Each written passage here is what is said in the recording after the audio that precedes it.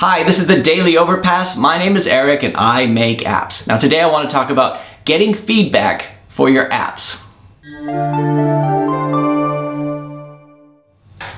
Okay, so today I want to talk about getting feedback on your app. So this could be like at the end of your project where you want to, run it past a few people so you can get some usability tests or whatever, see what they think of it, or even at the beginning where you just want to bounce the idea off people. I have this app that does such and such, what do you think, right? And it's good to do, but it's also dangerous to do if you take the feedback too seriously. One of the things that I always try to stress when I try to get feedback from people, this might be from clients or it might be from people from our app. So I'm gonna say, I want to know what you think about this app. And I have to make sure that I want to know what they think about the app, and I'm not asking for any market analysis. I don't want, the worst kind of feedback is the kind that says, I thought it was okay, but some people might find it confusing, or some people might find the color red, whatever, hard to read, or some people might find it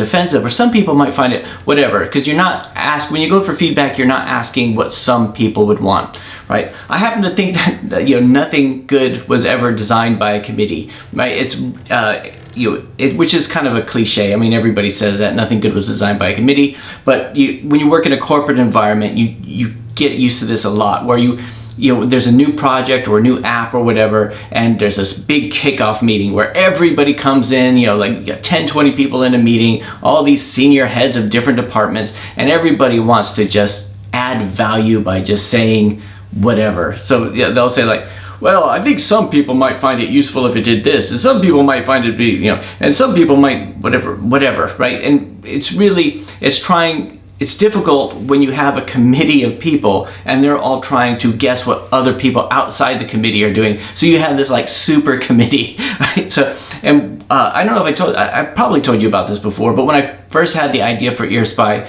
I did mention it to a few people. A few people said, yeah, that's an interesting idea. I mentioned it to my family and they said, no, that's a bad idea. You shouldn't do that. It's too, that's creepy. And then, and then I thought about, watering it down a little bit or whatever, and in the end I went with what I thought would be best, and that app could have been really in bad taste, or it could have been really, really bland, and I think it's on a very fine line where I I have to set the tone of where that's going to be, because I can't rely on the feedback from other people. Now if this has happened a few times where I put an app out and people have complained about certain things, and if there's enough complaints, then I'll have a look at it. But ultimately, the worst kind of feedback you can get is the ones that says, such and such might like this, or so and so might like this, or even in those meetings they'll say, Bob from accounting might like this feature or whatever, but he's not even there. So you think, no. When you're getting feedback, you want to get feedback from the people who are giving you the feedback, and you handle the market analysis or whatever. You can theorize about what other people might like.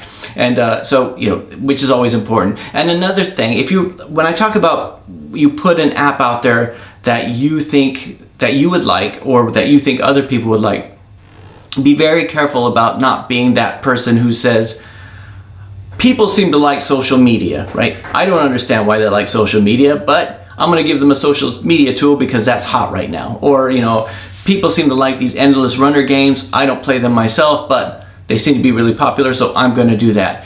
No, it's best if you try to do things. I mean, it's very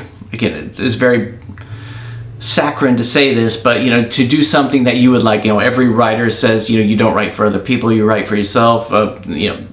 Artists say, I don't make art for other people, I make art for myself, whatever. But sorry, I don't know where that accent came from.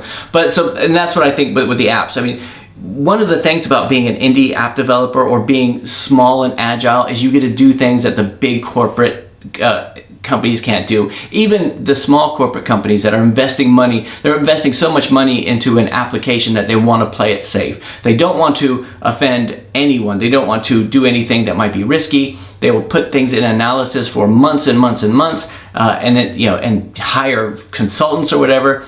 And what you have is agility. You could just put something out there. You know, you could, and this is one of the best things about the app market is that we're small, light, and agile, right? You know, rather than discuss something for 2 weeks, let's put something out on the market in 2 weeks. You know, let's put something out there and then work off that feedback as opposed to analysis paralysis. But anyway, that's it for today. I don't know if that makes sense or not. I guess I'm just having a rant. Maybe I'm just having a bad day. Anyway, that's it for today. I'll talk to you guys tomorrow.